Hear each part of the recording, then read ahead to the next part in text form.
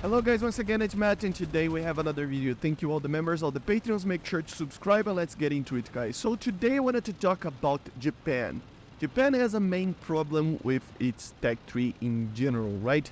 It lacks a lot of options to be added. And one of these options, one of these types of vehicles that it lacks is surface-to-air missile launchers, right? It's SAMs, especially on high tiers. Of course, we do have something like a Type 93, and maybe other nations can, be like a minor addition, just like, for example, the Finnish ITO of the French Tech 3, even though it is a Crotale missile that it's using, still, it's a Finnish vehicle, right? So maybe additions like this would stopgap a little bit for Japan, right? Maybe even another system from the US or something weird like that, I don't know. But something is needed there. One of the SAMs that they can have, and it might be a viable option that not a lot of people ever talk about, is the TYPE-81. So I really wanted to talk about it. So the TYPE-81 entered in service in 1981, upgraded in 1987 for the SAM-1B missile, and 1995 onwards with the SAM-1C missile. And it was even more upgraded with the TYPE-11. So let's talk about this system, okay? So first things first, what is the TYPE-81? So basically the first models of it was a missile that was developed and launched by a truck. Okay, so it was basically a truck that would just launch the missile, and then we would have a radar on the side together with another truck. That would be the idea, right? The first models actually used IR seeking, an all-aspect IR seeker, with 10 kilometers of range, more or less, with an INS launch, so inertial navigation system, together with the radar telling where the target is. I don't know if you had data link or anything like that, but shortly afterwards, it would go for a terminal guidance with an IR all-aspect seeker. So 10 kilometers isn't the craziest thing ever, but it is pretty good, and it's more than normal IR seekers can do, more or less, right? Initially, as I said, it was two trucks, for example, one launcher and one fire control system with the radar, okay? Then it was upgraded later, even with the C model from 1995 having a radar seeker, an active radar seeker, with around 14 kilometers of range. So it was even increased, being a little bit more comparable of the range of something like the Panzer. Not quite there, but still it is closer. So as I was saying, normally it is a multiple vehicle launcher system, right? So having a radar, a fire control, in one truck and the launcher in another. But there is a catch to it.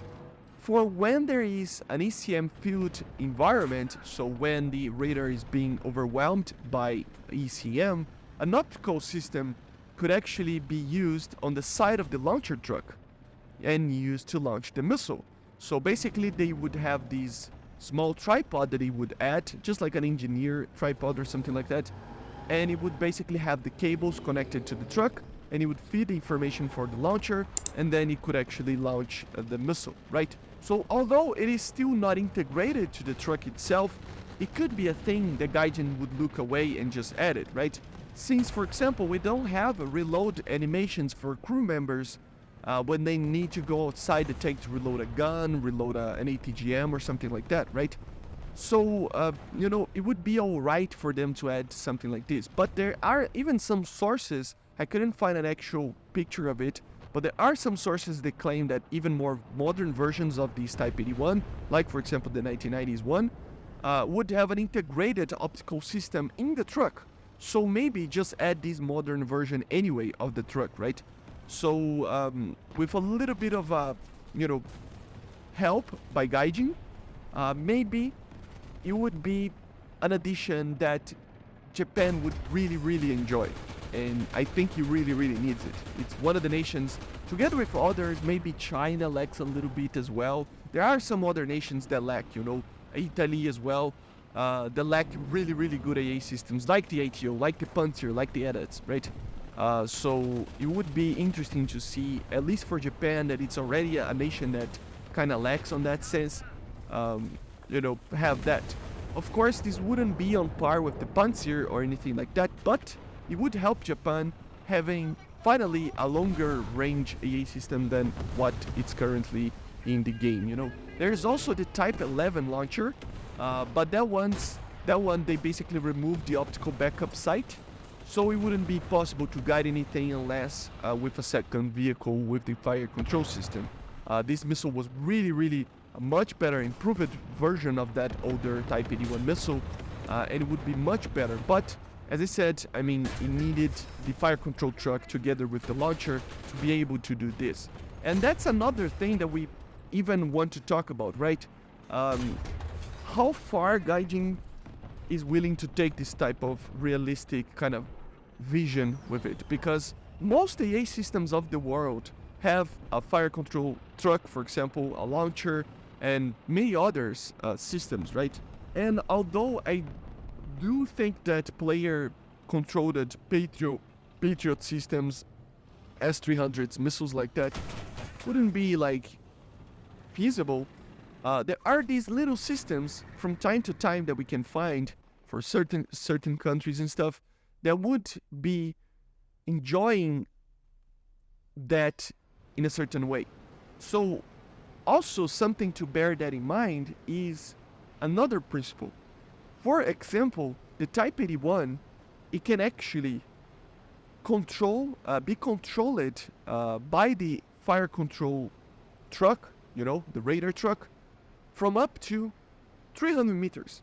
So maybe they could add something like you spawn in a truck, the launcher truck, and then you have 300 meters to actually be, two trucks would respawn, right? So the radar truck, and together with that, your truck, the launcher truck. And you can get up to 300 meters from that launcher, and then you would click a button when you want to stay in a place, and they would connect the cables to the fire control system, right? And then you can use the system and stuff. You want to move it up a little bit, move it back a little bit, I don't know, something is trying to shoot at you, anything like that. You click the button, it will lift the feet of the truck, I forgot the name of that thing, and then you could move around and connect again in other place, as long as you are in that 300 meters of just a range of that AA system. And if the truck is actually destroyed, the radar truck, maybe you just can use the normal backup system, or I don't know, something along those lines. It would be very cool to see. I don't know if you understood. My idea was kind of messy, but still, these type of AA systems for these type of countries, I think it's worth it to just branch out a little bit, and do a different mechanic just for the sake of it, because these countries really need an AA system and they don't have it. So I don't know. Let me know what you think about the TYPE-81. Would it be cool, at least with the optical backup system? I think it would be a very interesting missile, even if it is, not as good as the Panzer or anything like that. It can be an improvement over the Type 93, maybe, right? Anyway, I hope you enjoyed. Make sure to subscribe, and I see you guys on the next one. Bye, guys. See you.